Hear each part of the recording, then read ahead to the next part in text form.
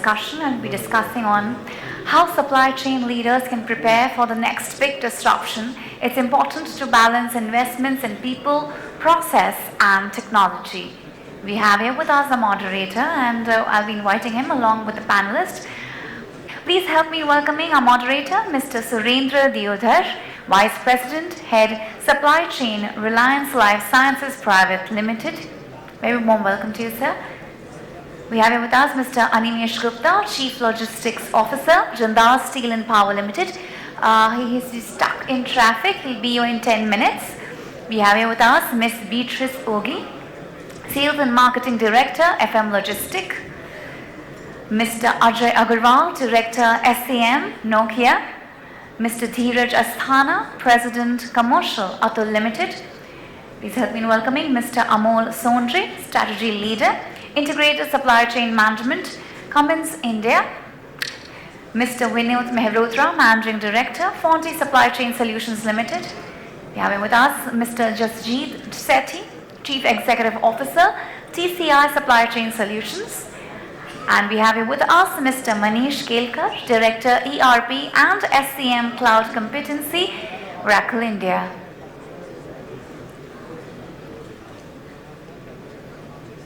Very warm welcome to everyone. Yep. I hand it now to Mr. Deodhar. Over to you, sir. Mr. Animesh will be here in the next 10 minutes.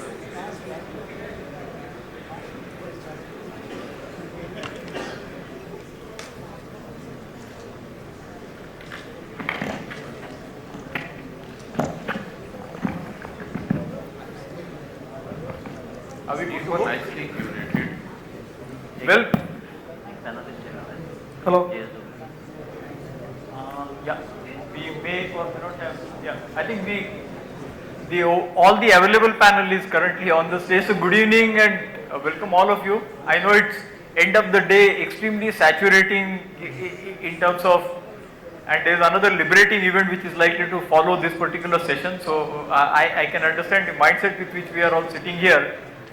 But it's going to be an interesting talk, interesting take in terms of this. So without too much of preamble, being the last one, let's straight get into the subject, get into the topic. Nobody here needs an introduction or talk about disruptions. We all know in our day-to-day life, since morning I'm sure we must have at least heard this word in terms of sustainability, disruption, digital disruption, whatever, at least 20, 30, 40 times. The only thing that none of us knows about it, when what is going to hit us. Is it the sustainability piece that is going to likely to hit us? Maybe the scope 1, scope 2, scope 3 kind of the requirements that are likely to come up, and suddenly you find that okay, your supply chain is not capable of meeting them. Or is it the geopolitical risk? Suddenly you find your supplier in some kind of a conflict zone, and then you start realizing yes, something is likely to be required to be done about it. Or is it some digital disruption? Maybe the technology that you are doing, there is a scale reduction in terms of somebody operates at a very different manner, different process. Either it is giving some fantastic cost reduction thing to him, or it's a new innovative product that comes out, or whatever be the piece. What we know for sure that there are several disruption and disruptive world we are all staying in, but we don't know which one is likely to affect or hit us and at what point of time. So we are here to take and get some learnings and some pointers from some of the nice supply chain leaders that I am able to have in this particular panel. Well, traditionally anytime we talk about disruptions, we used to always call it as a risk management or supply chain risk management. So maybe we'll start with that mindset, and here I would like to invite some takes from different people. But before I do that, since I'm really fortunate to have an eminent panel, maybe just a quick introduction of where we are coming from and what is our general take on this subject. Maybe can we start from you, Jasjit? Yeah, sure. Good evening, friends. So I am Jasjit Sethi. I represent TCI Supply Chain Solutions. TCI began its supply chain for about 20 years back when the word logistics was not very well known. and over 20 years we have built a practice across production logistics, warehousing, aftermarket and finished goods logistics. This is the largest in the country, and we work from network design to fulfillment. Over the last decade or so, we started to look more like a half an IT company and half of the physical company. So a network, both physical and digital. I think we have all gone through the COVID piece in the last 2 years, something which was not expected and nobody was prepared for that. So I think when my turn comes for a question, to focus around that part about supply chain sustainability. Thank you. That's great, thank you. Maybe we'll keep rotating the strike here. There's not too much of next play. Manish, if I can request you for your take. Yes, thank you. Hope you can hear me at the end. All right, thanks. So thank you Kamikaze and Oracle for allowing me to be a part of this panel. My name is Manish Kelkar. I drive the competency for supply chain solutions in Oracle. I've been doing it for a couple of decades now, and few things that I have done for nation building, which is the mantra for today, is that I have helped the first nuclear power submarine in India, which was jointly developed with France. I was one of the project managers for one of the OEMs there. My topic of discussion today is something which I am very dear and passionate about, which is sustainability. I will elaborate more on this when my time comes. It's great to meet all of you. Thank you. Wonderful, thank you. May I request you, Beatrice, if you can. Yes, good evening everyone. I'm very happy to be here. I am Beatrice Ogee. I am French. I am Group Marketing and Sales Director for FM Logistic. Today I will speak about transparency. Transparency is a core value for FM Logistic. We are present in more than 14 countries, relying on more than 28,000 people working in the company. And our strong belief, which is also my strong belief, is that the supply chain of today and tomorrow should change for more sustainability and transparency. This is the reason why we are claiming that supply chain should be called supply change. That's interesting. Maybe over to you, Ajay, if you can. Hello, am I audible? Good evening to everyone. I'm sure everybody is still awake after a hectic day. So my name is Ajay Agarwal. I work for Nokia Solutions and Networks. I'm taking care of this customer delivery operations as a reverse supply chain. As you all know that in automobile also for 5-6 forward gears are there, our reverse is only one. And this reverse supply chain is still in quite technology terms is still lagging behind. However, it is keeping pace. I am from telecom, and rest we will share some more things. Well, that's great, but we are not going reverse, so we'll just get forward in terms of our discussion. Now I would request Vineet. Okay, thank you. Hi, ladies and gentlemen, my name is Vineet Mehrotra. I represent the company FONTY Supply Chain Solutions. Primarily, we concentrate on warehousing equipment rental in the country, and happy to say that at least 80% of the panel sitting here are customers, friends, and we try and support their supply chain through our little effort in terms of what we do. And I think talking about today's topic, while it's going to be, everybody's going to be pitching in for everything, I'll be talking more about how the organizations and teams would be changing given the disruption that is happening today and whatever disruption is expected to happen, let's say near future or short-term, long-term future. Thank you so much. Vineet, can we invite our newest colleague? This is also part of disruption that's happening out of, that's the scenario today. Can I request Animesh Gupta? Yeah, thank you so much, and I am so sorry that I could not beat, being from Delhi, I could not beat the Bombay traffic.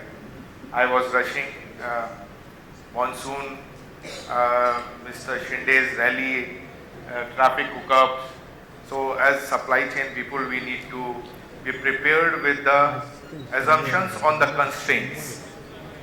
So this was a constraint. Mr. Shinde's rally is a new thing which was not, like I was not aware of, neither the driver. So I am Animesh Gupta and I am representing here Jindal Steel and Power. We manufacture steel, we build the nation and contribute towards the growth of the nation. But despite all the challenges, being a chief logistics officer, I'm sure you still managed to come in time, just in time. Just in time. That's So Mudra for although the Japanese, they introduced almost 30 years or 28 years back just in time under Six Sigma process driven technology. I think in India a lot of things get jeopardized when it comes to the processes. Neither just in time works. Shinde जी ने अगर meeting कर दिया तो उससे just in time से कोई लेना नहीं. So the geography and lot of geographical constraints are such in this country that we have to keep racing against everything but thank you so much that I could still make it. Thanks so much, our pleasure. I would request Dhiraj to now go ahead. So good evening everyone, I'm Dhiraj Asthana and I represent Atul Limited. Atul Limited is a 75-year-old company in chemicals. The subject is very interesting today, but a lot has been discussed. So we'll try to focus specifically in terms of transparency and visibility and use cases that we have implemented at Atul. I hope we'll be able to learn from that, and if found useful, we can connect afterwards to take it forward. Thank you, Dhiraj. Amol, over to you. Hello, my name is Amol Sonje. I represent Cummins India here. I'm in the supply chain strategy role. It's a privilege to be part of this system panel here. Today's topic on supply chain vulnerabilities or risk management, right? It's very close to me. I'm going to talk about the current processes that is being used in the industry and the future trends. Wonderful. So I come from a company called Reliance Life Sciences. We are a pharma biotech company, and I'm also fortunate to be associated with Indian Institute of Materials Management. IMM, that's a professional body. So in both capacities, I'm able to interact with you. So let's quickly start with you, Amol, as I was saying. In terms of supply chain, when we talk about risk management comes to our foray first. Sure. What's your take? Yeah. So before we talk about the risk management piece, we touched base in this panels, before panels, right, about the complexity. Today overall, if you see, we are manufacturing, like companies like Cummins and other manufacturers, we have the global operations, and we have suppliers across the globe, in like 2,000 to 3,000 suppliers coming in. We are building the product and then we are shipping to customers globally, right? So there are several supply chains in place to serve our customers. Any uncertainties, any disruption happens, right? There is a huge probability of happening that often, and you see the impact. So that's the first piece I want to say is the there is a complexity and there is impact on the disruptions. During the COVID pandemic, right, we managed these disruptions and we have the processes today to kind of handle these uncertainties. Overall, the structure we have in place for risk management has been visible within the organization. There is a leadership support on that. We have the cross-functional team looking at the various indicators, either at the sourcing level, in the manufacturing space, or in the warehousing space. We are looking at those indicators, and using this data, we are identifying the risk ahead, and then taking this risk mitigation actions for them. So there is a cadence in place today. We have the set processes. So I would say we are good at managing risk today. I think the future lies where we are shifting from managing risk to detecting the risks better and trying to avoid the risk and the business impact. I think that's where the future lies. And there are three areas that will enable us.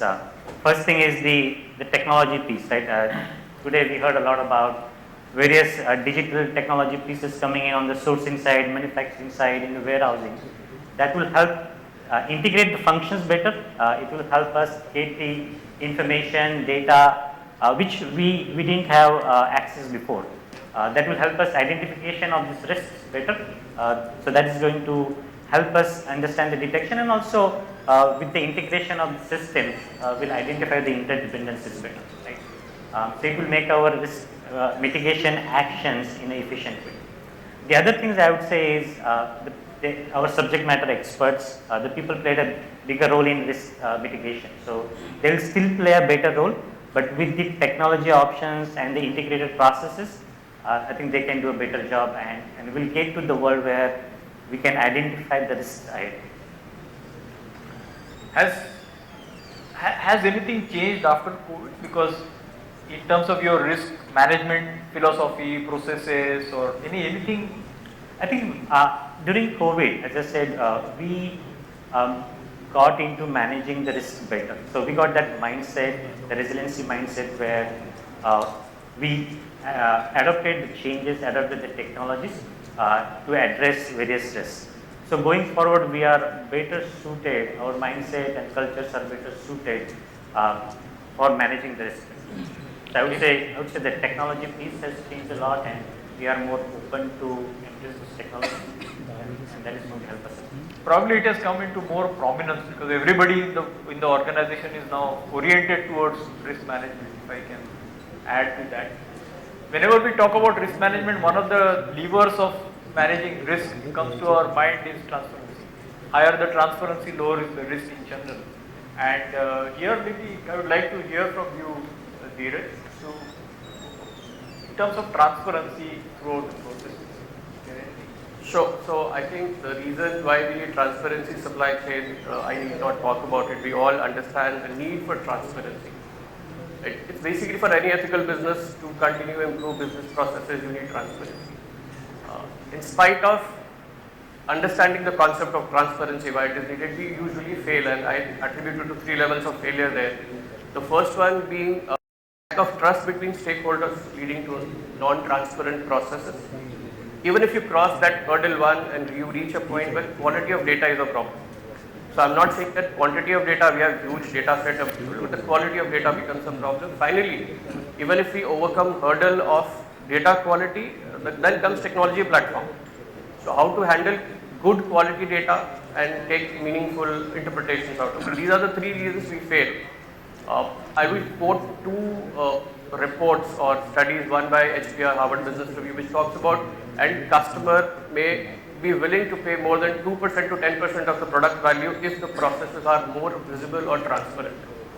And the second one being if the organization is more visible in terms of processes, in terms of risk handling, the ability to bounce back is 3x faster than it can be for a company where the processes are not transparent or they are opaque. Having said that, we at Atul, we have embarked on a journey of digitalization to improve transparency. I'll pick a few examples and I'll state how we have handled it differently from from a ready-made solution. One is our vendor onboarding portal. So we have created a vendor onboarding portal by the name Atul Sethi. It's not a rocket science, we all have vendor onboarding portal, but what we have done there is we have integrated this portal with sustainability assessment of our vendors. So before we onboard our suppliers, we assess them primarily on few criteria of sustainability. This was appreciated by EcoVadis also during their assessment when they came to for assessment. Second being P2P automation. Again, it's a very standard module. With the help of Oracle, we have done this iSupplier, iSourcing module. They are here with us. We have also done BMS, TMS, WMS, all management system in terms of warehouse, transport management systems. Here what we have done specifically, we have not gone to the standard packages available and implementing. We have tailor-made suitable working with partners like Codex, Super Procure or FreightFox. Those who are available in our ecosystem and can add a lot of value. So end impact is, and if I connect all that we have done to assessment of EcoVadis has taken our score 2-fold. So where we were prior to these actions and where we are after these actions, we are now globally 3% in sustainable procurement, and the journey is onward. So hopefully soon we'll be in 1% scale of EcoVadis assessment. So not to underrate processes, the disruptions. If you are transparent, if you have visibility in your processes, you are, as I said, 3x better than your counterparts than opaque processes. That's why. You actually mentioned about 3 levers: trust, quality of data and subsequently the tech platforms talked about. What about trust? The trust is a process which improves once you overcome these three hurdles parallelly. So once you have issue with trust, you have good data, trust builds up. You move to technology platforms and deliver results, trust further builds up. So there is no rocket science to build trust as trust, but as you move along with journey and deliver results which are more tangible in nature, trust factor comes in. Okay. We'll possibly have some more take on transparency, because that's one thing that's really going to have an impact on this. Maybe Beatrice, if I can request you to add your comments. How do you manage? One thing, when I went to your website, FM Logistics website, typically all the logistics guys, they talk about their infrastructure, their network, etc., etc. The first column on your thing is talking about people. So probably that's where your strength comes from.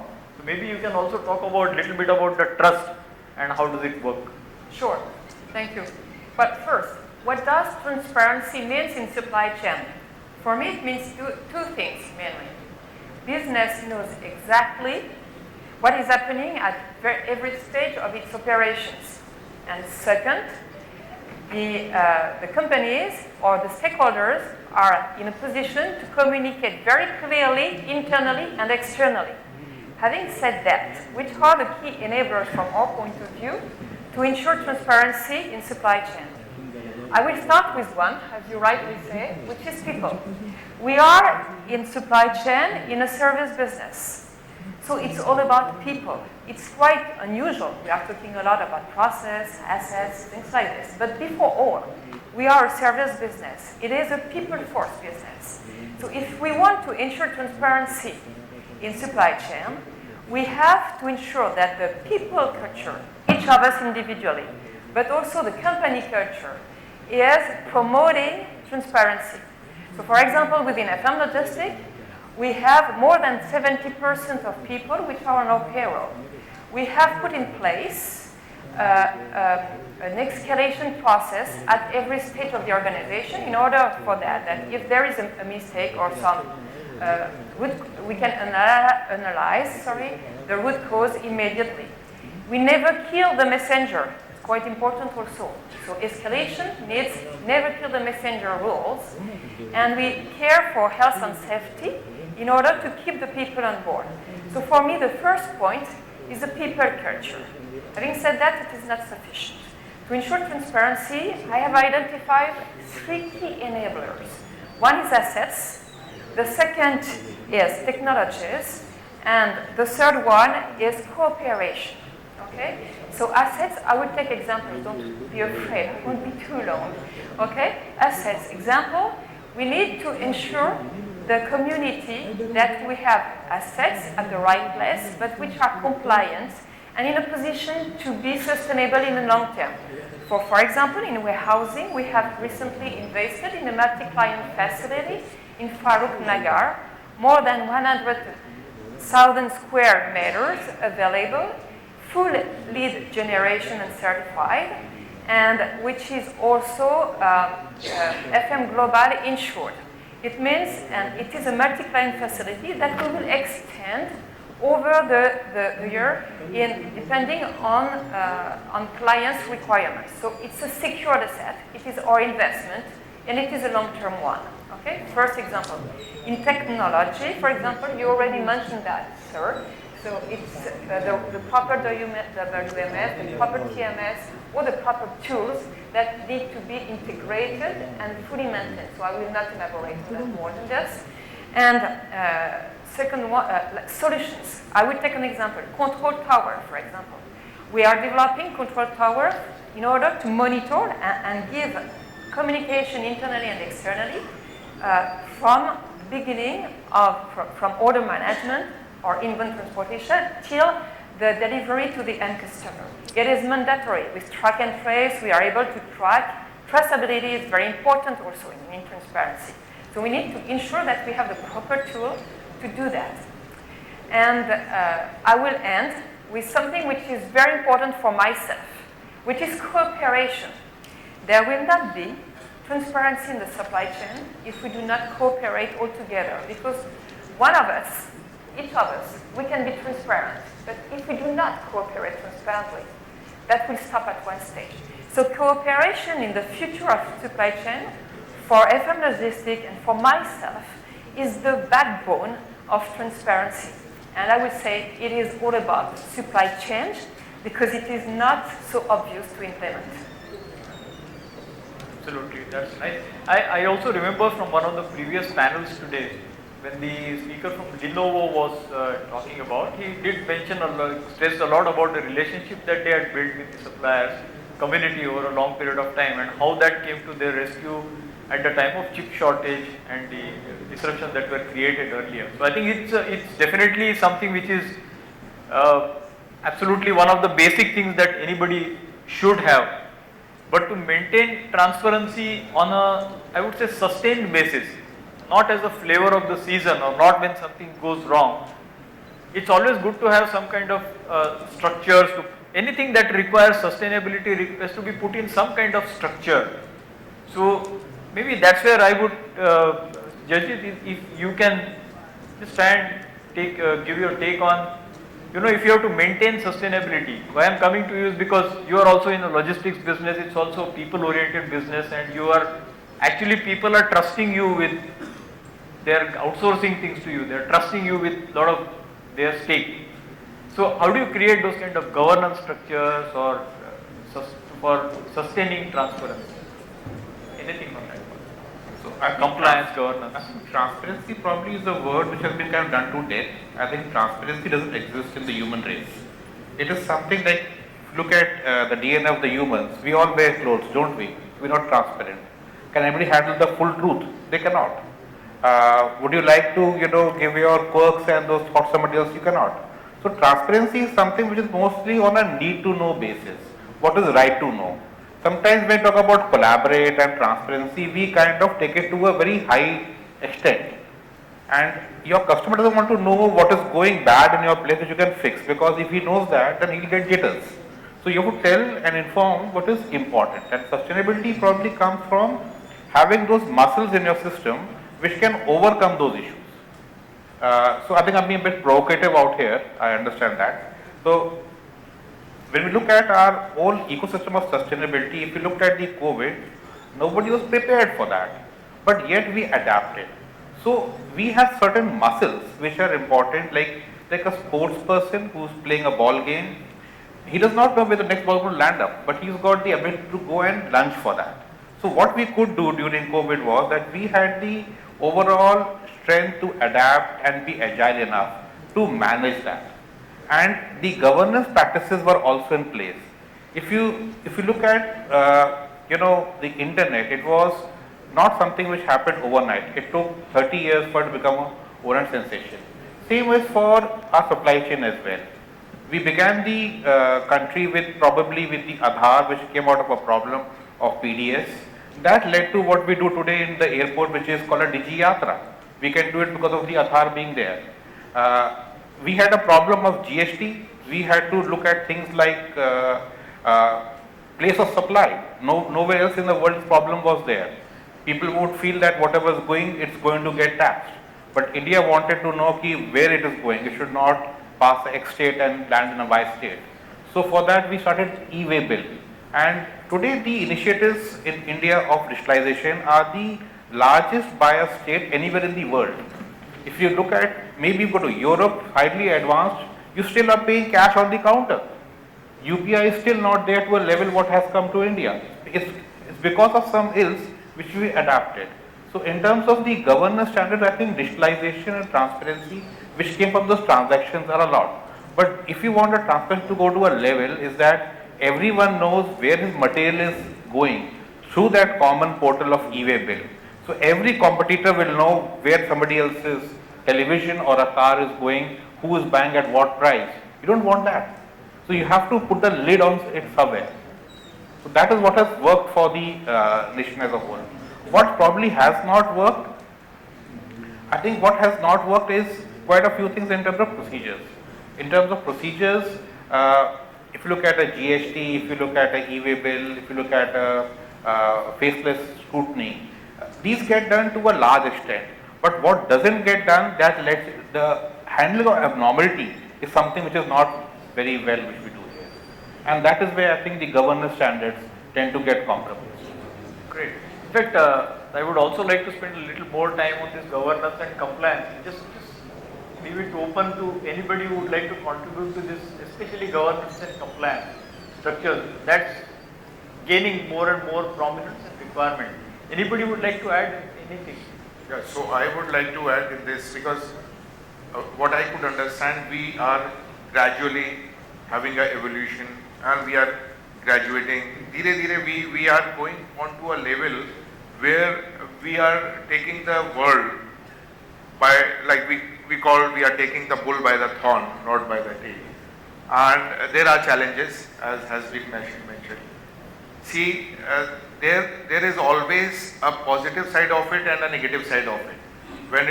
When we are talking about it, there has to be certain repercussions of a good thing which we plan and does not happen or it happens. So nothing is wrong, only assumptions may be wrong. So we assume something that it will happen like this, so our assumptions may be incorrect. And those, if we try to analyze our assumptions on framing a policy or framing a process, if we analyze those assumptions, probably we will be able to throw more light on a futuristic process wherein our assumptions may be more than 70-80% right. So when our assumptions are right, probably things, so there is a negative side and there is a positive side. It is good that this topic has come up and we are discussing on it, since we had recently chaired the G20 and lot of things and policies. So we are actually formulating lot of things for the rest of the developing countries, or maybe few developed countries also. Yes. So that's amazing. Thanks for that. I would actually, looking at the time, I would like to now go to the next question. Very frankly speaking, today's situation, anything and everything, the go-to solution becomes technology. Whatever comes to our mind, the first thing that comes to our mind is tech solution. Let's try and explore that. And when it comes to tech, we have a fantastic tech person out here. I would like to direct this question to you. What are those kind of technologies which are emerging or already there, which are going to sustain and help us in this journey? Thank you, Surendra and others. Sure, we are from the technology company, and right now we are working towards implementing 5G technology in India.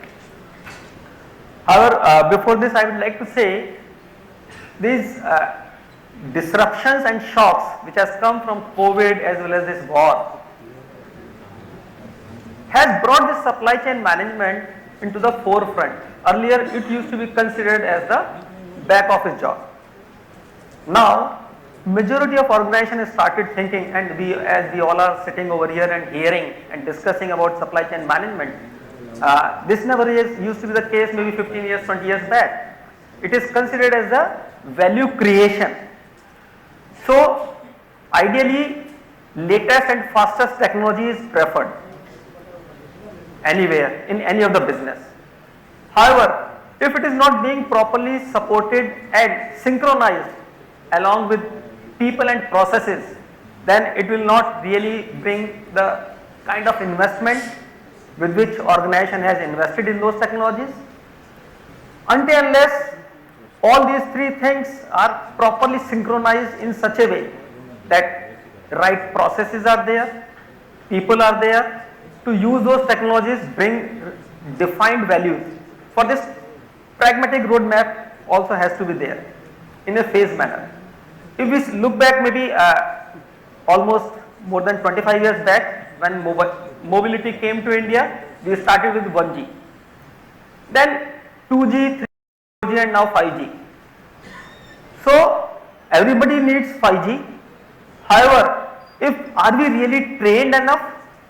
Are we really knowing all those processes which will really give benefits in terms of the organizational vision and goals that really need to be carried out? So technology is very important. However, it should go hand in hand along with processes and people.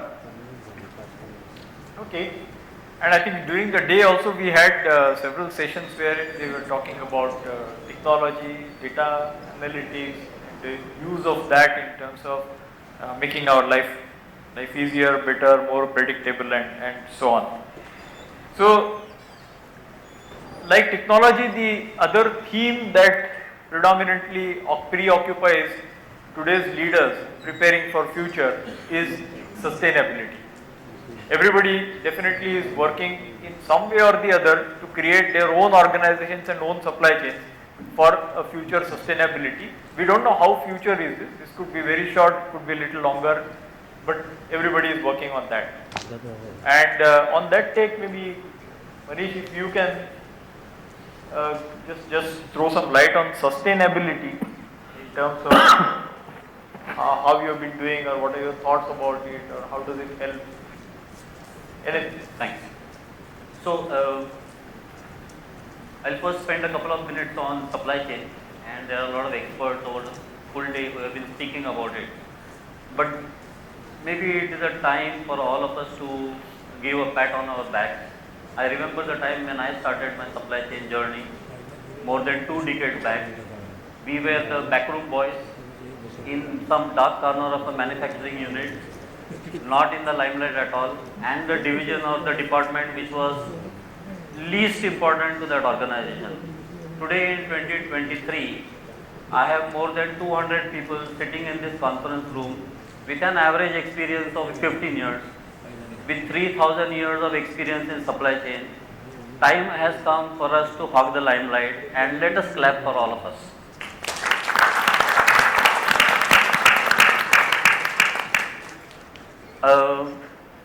Sustainable supply chain for me is very dear, and as I mentioned in my opening notes, I was fortunate enough to do a couple of nation building activities as a part of my supply chain.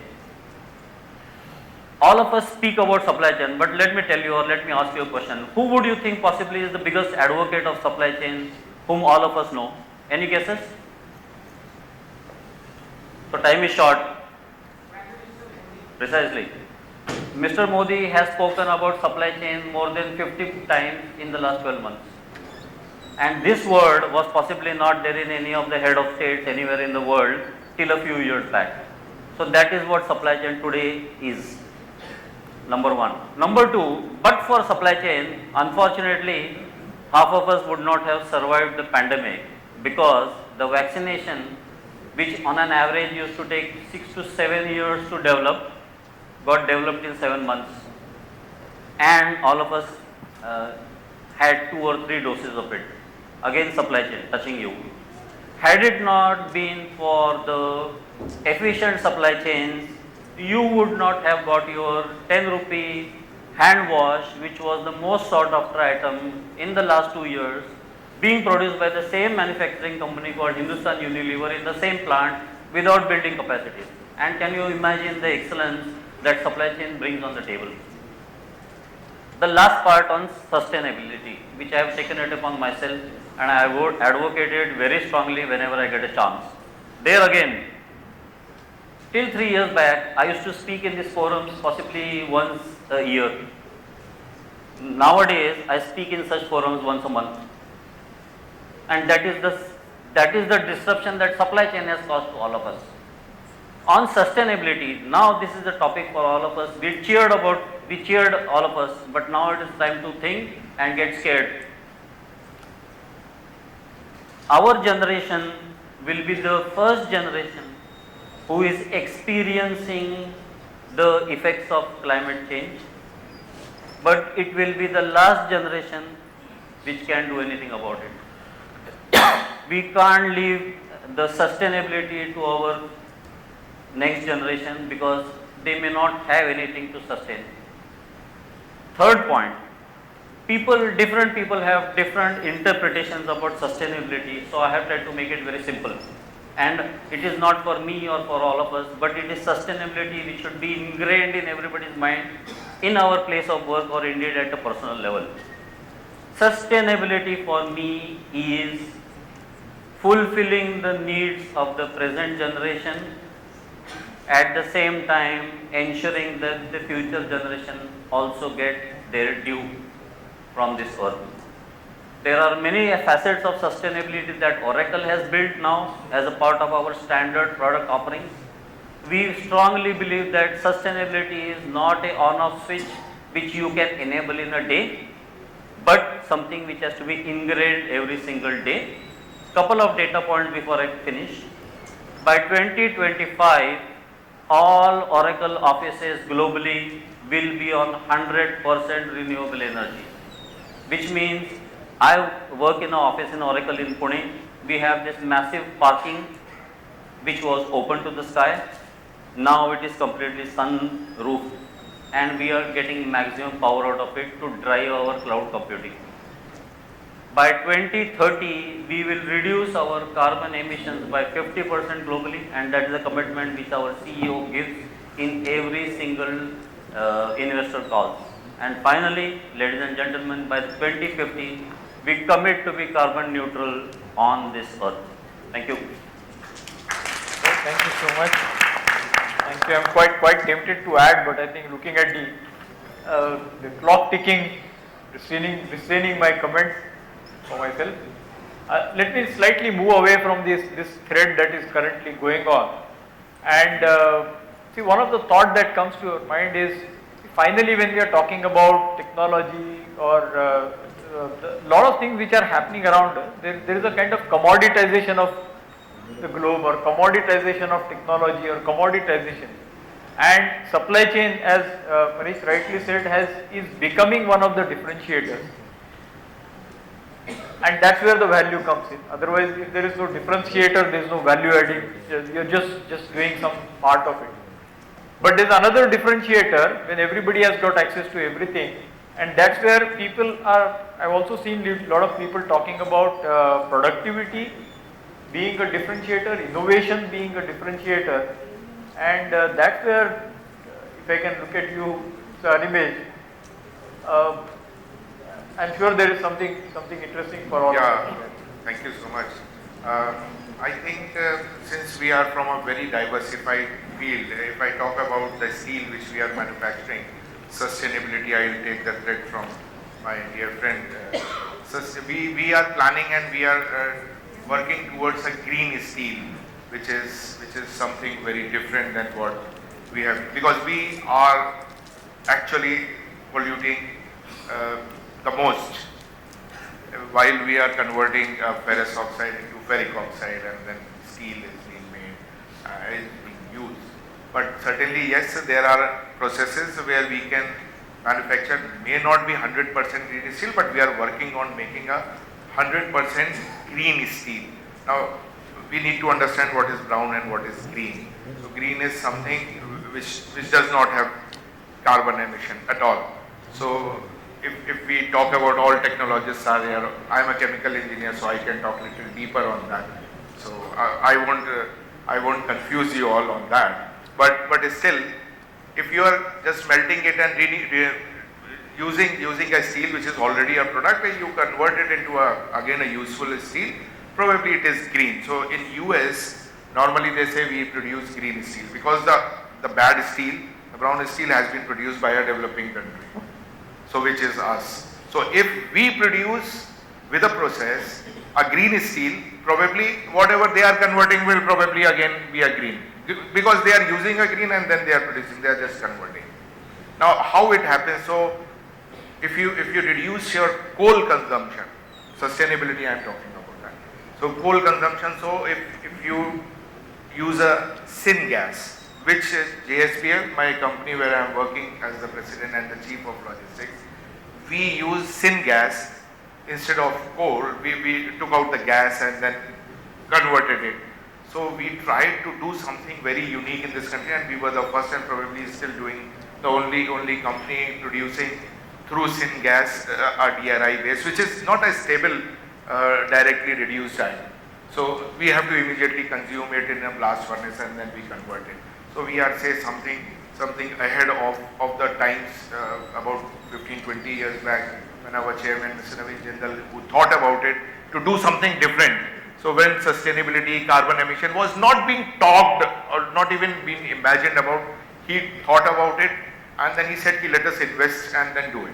So that is part So to add on to there, to put on to the sustainability of a steel which is actually never thought of, it can be a sustainable development, the process we are developing, and maybe in a year or two, maximum two, we will be able to produce a green steel also. So that's the part of it where I took the lead from it. When it comes to the process and other things which we are talking about and the question which comes to me, we have a lot of constraints as when I came and I talked about the constraints. So any process digitalization is important. Data churning and other things will always be happening. We have to look at the innovation in digitalization. Typically for IT segment it is completely different. For an industry like us where data mining, daily there is a reading, there is a conversion happening, there is a data. Useful data is also being produced, but how to use it for buy networking in a supply chain, how to get the best out of it.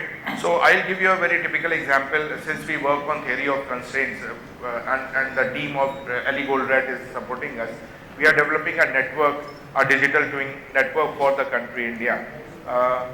We had certain trials running, and the first cut which came out, we thought probably, and we know that in this country India, Nagpur is the center of the country.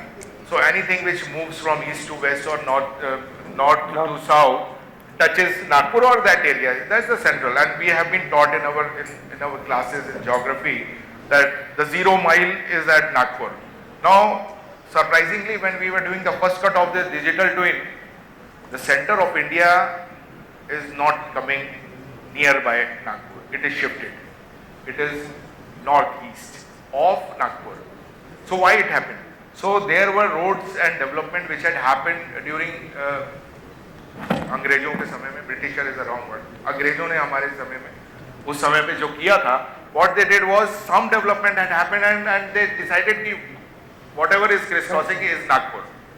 Now we have developed in last so many years, 75 years, we have developed so many roads, we have developed so many supply routes, rail is developed, alternative to rail and road is developed. So when you cross it, when you map it, the entire thing has shifted now.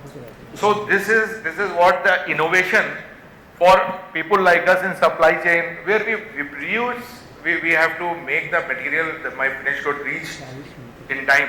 The scale of my raw material and finished good to be moved, if I may bring to your notice, probably you guys must be aware of it, is huge. So I load about 19 to 20 rake loads of, rake means train loads of raw material every day to bring it as incoming raw material. So 20, and every rake load is 4,000. And when we are producing, we produce in our two major plants, one in Orissa and one in Chhattisgarh. We produce about 25,000 tons of steel every day, and we cannot store it, so we have to move it. So just if you see the volume, the scale, and a lot of finance people must be here. So if volume is not clicking, so we have an annual spend in supply chain for incoming and outgoing of about 7,200 crores in last financial year. So that is the only cost which we had spent in moving around my raw materials and finished goods. So for us, it is so important, the innovation in the data. So it's a little different term, innovation in data. Data to hai, data is there. So how to get the best out of my data? So this digital network, digital twin network which we are developing, probably is going to give me not cost reduction but speed of my delivery. Now speed is so important in supply chain. I need not to, since morning probably a lot of people would have talked about the swiftness of delivery, right delivery, material has to reach in time and the right material, and there are, like, people will understand and you would have seen. So this, yeah, thank you. Thanks. Lot of We time. have 9 minutes left, and I want some more takes from some of the people. So, Can I also add something to Jasjit, this yes, point? please. I was actually coming to you on the same topic. You Yeah, can add. I think it'll be very crisp because we are running out of time. I think efficiency and innovation are two paradigms. Efficiency is productivity, you can go from 80 to 100 by improving same things. Innovation, you can go from 10 to 100. Let me give examples of both. For example, if you look at any process of logistics, if you are carrying a small cargo over a long distance, you will be very expensive. So, India, different from any other country, had a full truck load defined as a 10 feet to a 50 feet. And we never had the need to do hub and spoke. We never had the need to do multimodal. So, when we start doing multimodal logistics, both by coastal shipping as well as by trains in the hinterland, and they are growing by leaps and bounds, the multimodal policy, what we find is that what we were carrying from A to B in a certain time, in a certain cost, has reduced by half because we are carrying more cargo in that and using data to also understand where is the OD for this.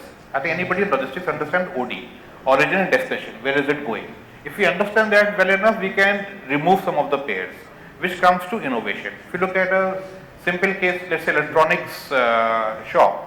Today this shop gets a metal from a warehouse sitting outside the city. Who gets it from a plant somewhere else? What if this warehouse can be circumvented and goes direct to the store?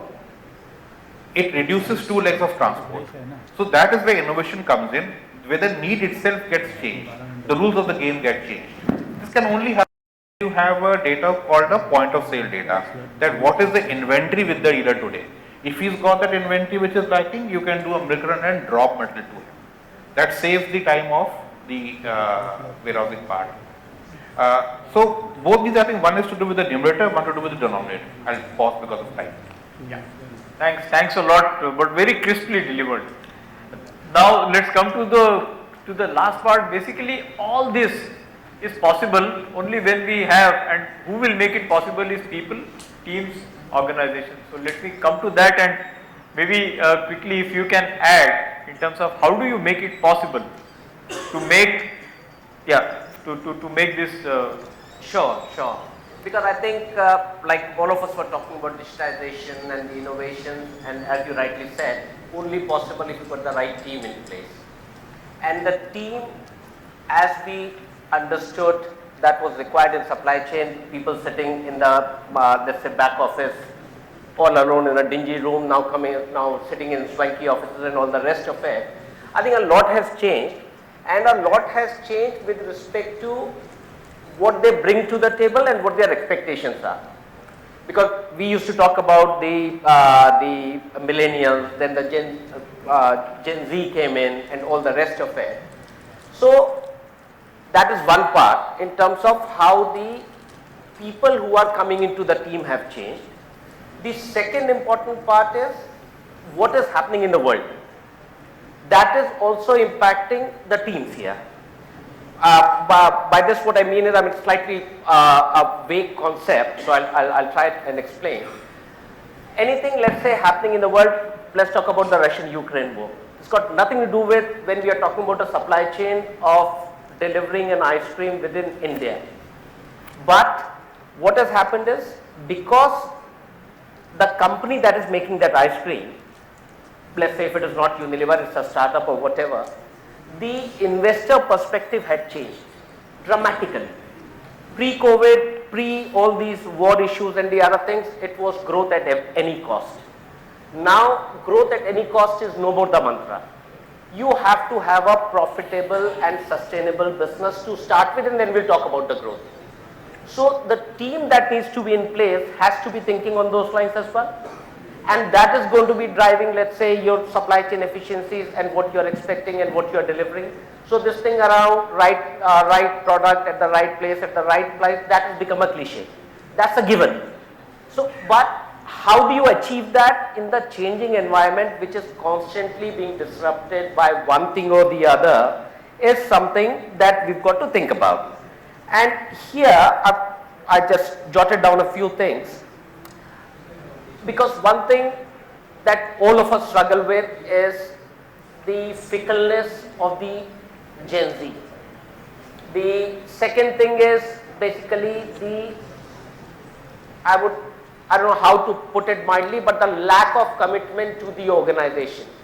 If you say something in a harsh tone, or let's say because the customer is kind of raising their voice and you try to pass it on to the team, the guy is not going to turn around. He's going to say, okay boss, I'm off, and you can look for whosoever is going to take your tantrums. So those days of people sticking to you because you are a thought leader are over. It's all about, I want a work-life balance as well, and at the same time, while you are worried about the work-life balance of the team, you are more worried about, I've got to pay this guy and I'm only going to be able to pay this guy provided the service that I'm providing to my customer, I'm able to sell the product actually happens, because that's going to bring in the money, that's going to make everything else flow. So given this, now that employees are changing every so often, what you need is basically a process which is rock solid, so that even if people change, the impact on the organization is not going to be all that huge. Two, you need to have basically the policies which are going to ensure that the work-life balance is also provided to the person who's in supply chain, which I think most of us sitting here, I think none of us has ever not had a situation where you get a call at 2 o'clock in the morning that, boss, what do I do? And so, I mean, you call a Gen Z person at 2 o'clock in the morning, the guy is enjoying his weekend, or the girl is enjoying the weekend and would not like to be disturbed. So you do that 3 times, they are off. So what do you do? I mean, does the factory stop, or does your customer stop, or what do you do? So I think what is happening is, with this change in the thinking of the people, with all the things that are happening across the world, which rightly or wrongly have an impact on the supply chain and the efficiencies and all the things that we are talking about, you've got to have a team which is driven by the process, so that your dependency on an individual goes down as an organization. Okay. I think that sea change is happening slowly and gradually across the industries, and supply chain is not aloof from that, what I would say. Okay, I think nicely summarized and try to put it in a capsule form.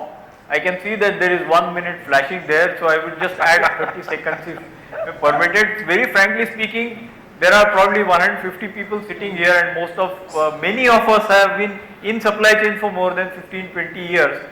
Just think in your own mind, how many of us grew up aspiring to be a procurement logistics supply chain professional at that point of time? Probably no one. Yes. Maybe 15-20 years back, nobody had that aspiration of growing like this. But if you talk about Gen Z, you talk about the current people, I am sure it has become attractive enough for people to say that yes, I want to choose it as a career path. I think that's a great change in terms of mindset. And second aspect which somebody talked about, I'm just taking a half a minute if you don't mind, is, somebody was trying to compare it with a doctor. We used to have a general practitioner. There was a doctor who was, was able to do everything for everybody, for all things. And now supply chain you talk about, people will say, but what in supply chain? Are you focusing more on this aspect, the data analytics, you're more a transportation logistics guy, or you're a procurement specialist, or what? I think it has exploded in all dimensions. It's a great time to be in this profession, guys. You are at the right place at the right time. Thank you so much for being a wonderful audience. I don't think we really have, and that lady will not allow us to ask any questions. She will say, okay, you can always connect offline. So that's what we will do. Thank you so much. Thank you, my panelists. Thank you so much. Ladies and gentlemen, post the memento ceremony, we'll be also handing out the lucky draw of silver and gold coins. So I request everybody to please be seated while the memento ceremony is going on. I request our moderator to take, and the panelists to first take the group photo up, and then the mementos to be presented to the panelists. I'm holding 5 silver and golden coins, so I request everybody in the audience to please be seated, because we'll be having the lucky draw of 5 lucky winners right away, immediately in 2 minutes.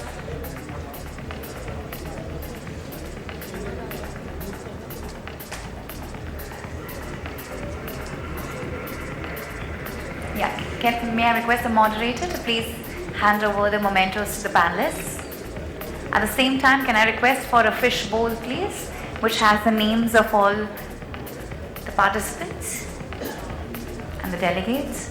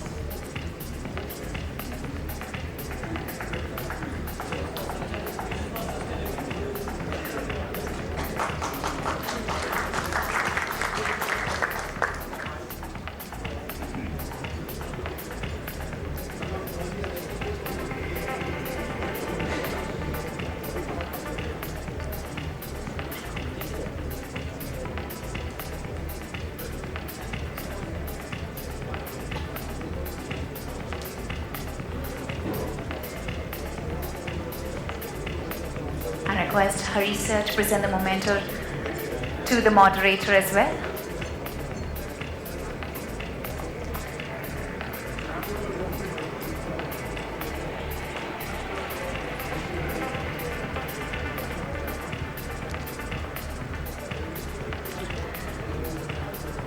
In a minute, we'll be announcing the lucky draw winners.